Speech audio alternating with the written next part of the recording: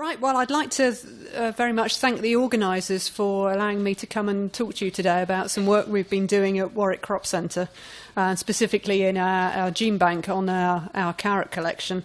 And I'd also like to thank the conference centre and Syngenta for providing such a delicious lunch.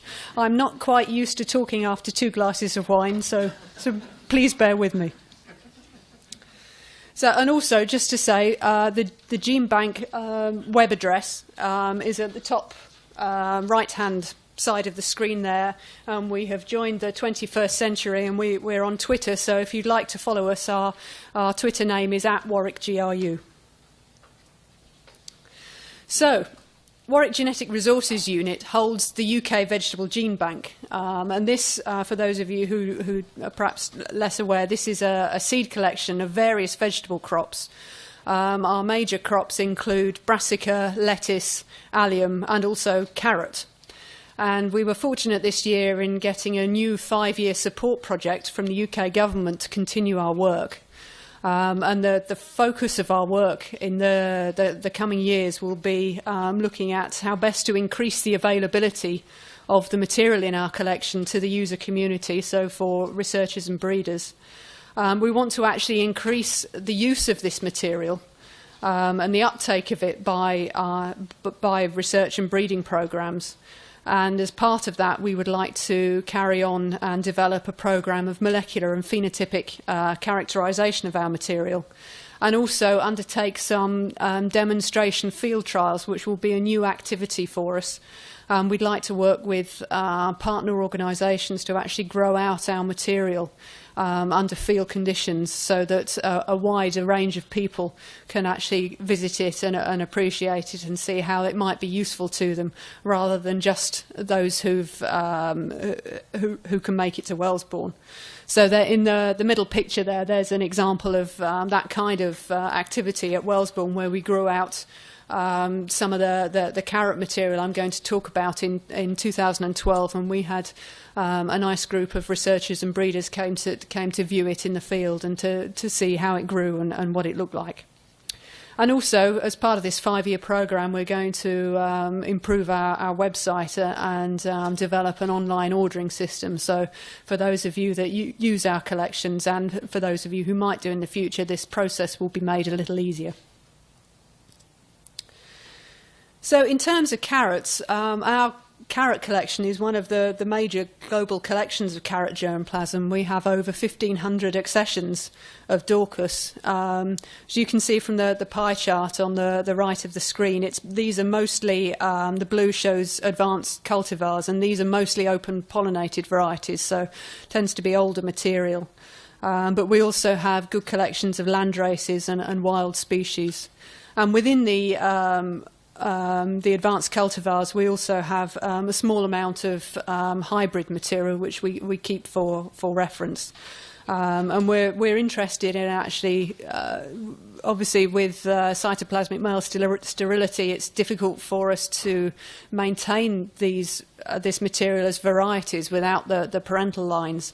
But under long-term storage conditions, we can keep seed going for decades, so it's very useful to have as a reference collection.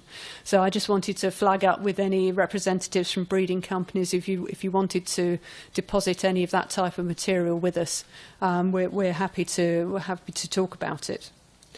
So the graph, the map at the bottom of the screen shows the collecting locations for some of our wild Dorcas accessions.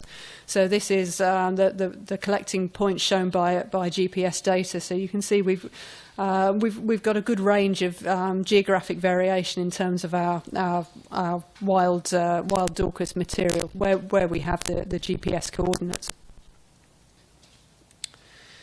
So, and because this conference isn't just about carrot, I felt I should mention we have collections of other cultivated umbellifers.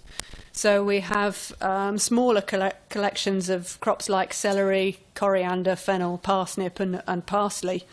Obviously much smaller than the carrot collection, but nonetheless they are collections of unique material. A lot of them is material that was collected in the UK, so they tend to be more UK specific than the carrot collections.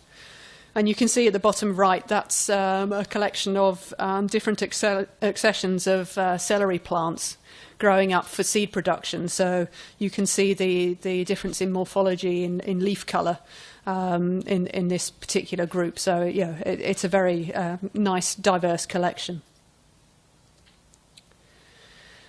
So as I say, we want to continue to research and develop the collections to facilitate their use. And recently the focus has been on wild species, particularly the wild Daucus. So on the top right, there's a list there of the wild Daucus species that we have represented in our collection. So this is based on taxonomy of material as donated to us, so that may differ from accepted taxonomy now. But really our research and development has focused on several different areas, so increasing availability of material, again, regeneration. We were interested in taxonomic verification, particularly of the wild material. We don't have taxonomic expertise in-house in the gene bank, so we've worked with partners, particularly Emmanuel and Jean-Pierre Redurant, to look at some of our material and actually confirm whether the taxonomic description as donated to us was correct or not. And we've actually looked in this material at differences in genome size between the different wild Daucus species and subspecies, and I'll show you that in a bit more detail on the next slide. We've carried out small research projects looking at how best to break dormancy in the context of the regular germination tests we need to do to actually maintain and manage our collection. We obviously don't want to be carrying out costly regenerations when we don't need to, so being able to get an accurate idea of the viability of each accession is really important. And obviously there's regeneration as well. So in terms of differences in genome size, I'm not sure how well this graph comes out. I hope you can see it.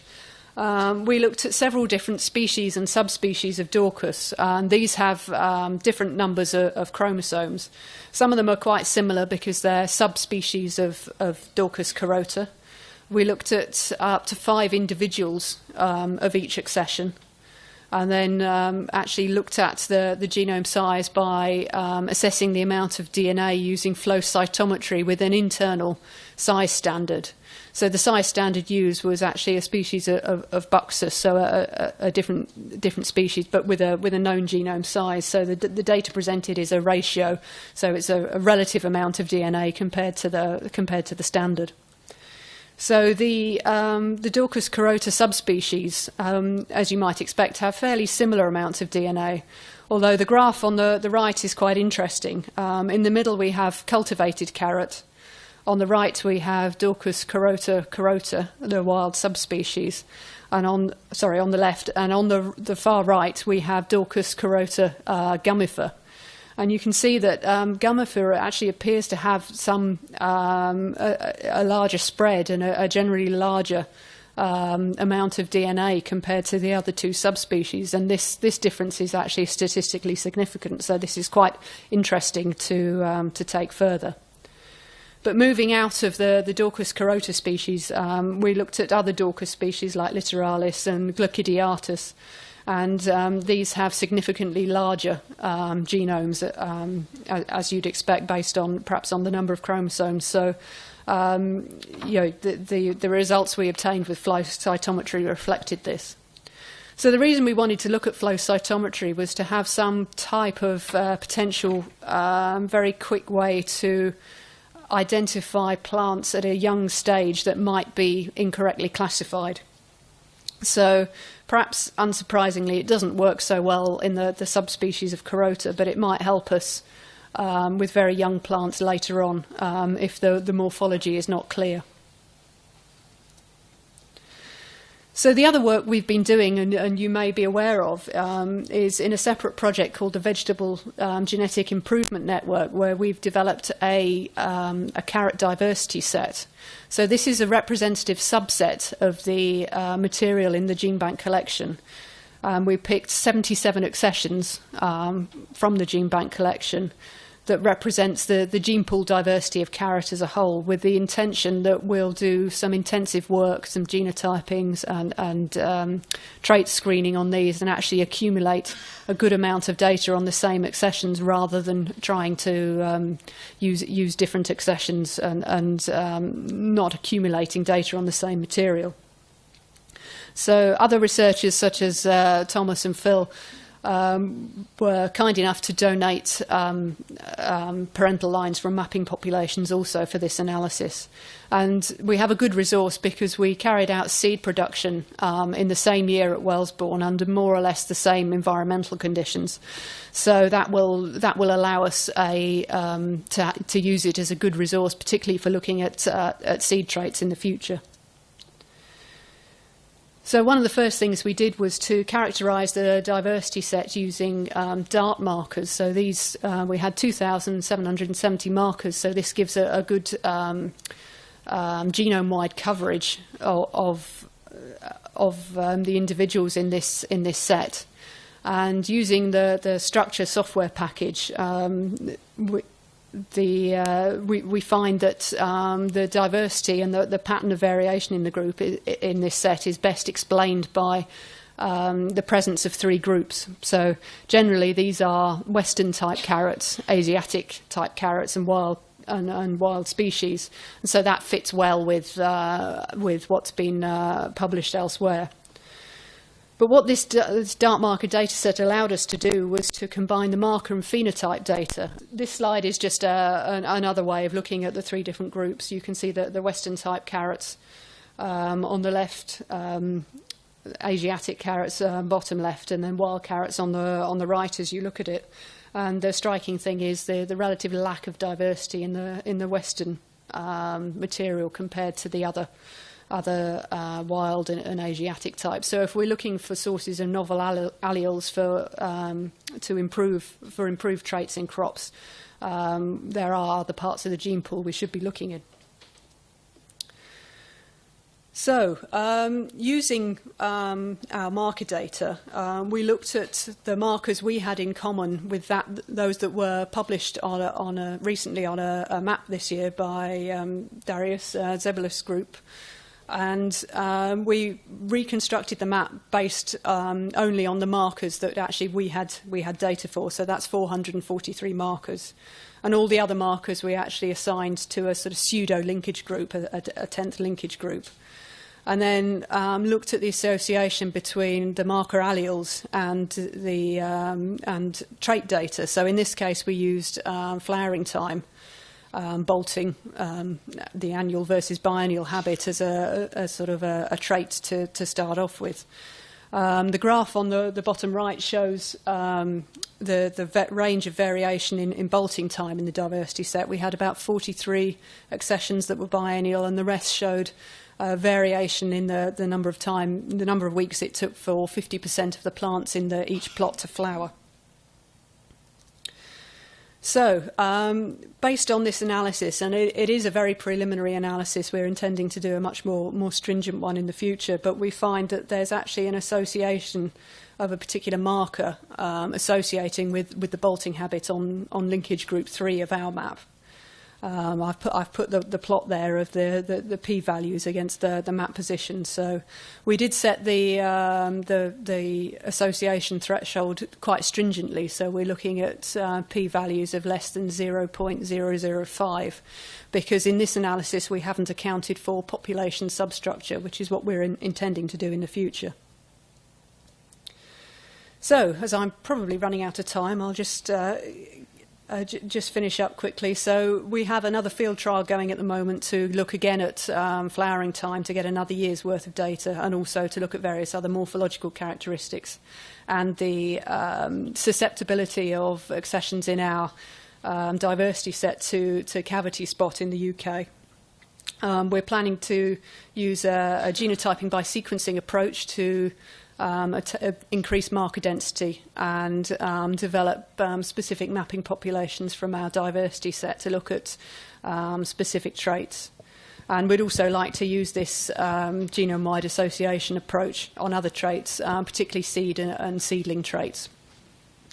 So, wrapping it up then, thanks very much to Anne and Maria-Theresa who provided the technical support for the project. I'd like to give my grateful acknowledgement to the funder, which is the UK Department for the Environment, Food and Rural Affairs, who funded both the gene bank work and the Vegetable Genetic Improvement Network. And the work on the genome size of the wild species was funded by ECPGR. So thank you very much for your attention.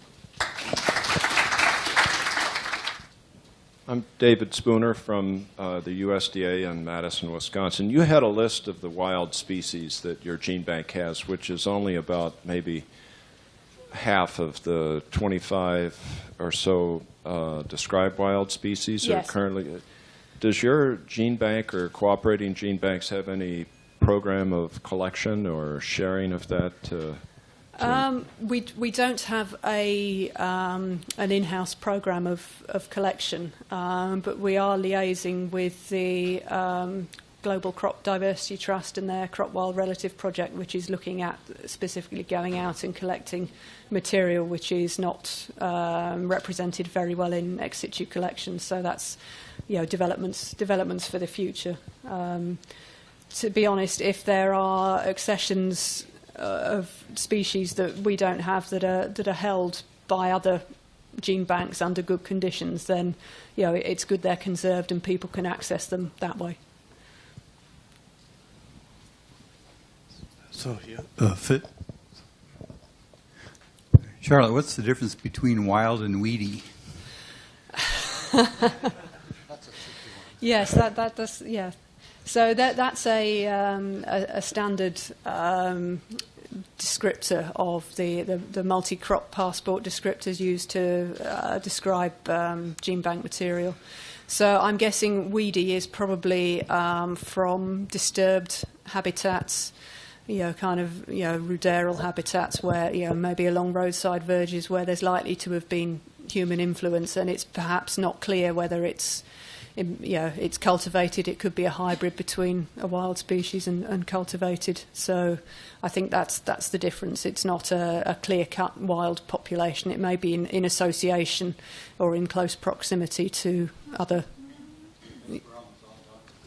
Yeah, sure. So you have another question? Odo from Wimmering, you said you had a marker that was associated with the annual type of bolting. Any idea what this could be? Not at the moment. It appears to be, I mean, as I say, that's a very preliminary analysis, but it appears to be on a different linkage group to the one that's the VRN locus that's been published already. So we're interested to see whether it's, you know, to take that further. As I said, it probably requires a more stringent type of analysis to actually confirm. But the benefit of using a diversity set is that you're not constrained by just the alleles present in your bioparental mapping population. So that, yeah, there may be more loci that are active in in a wider population. Are you or will you be taking advantage of the actually sequenced reference genome? Of course, yes.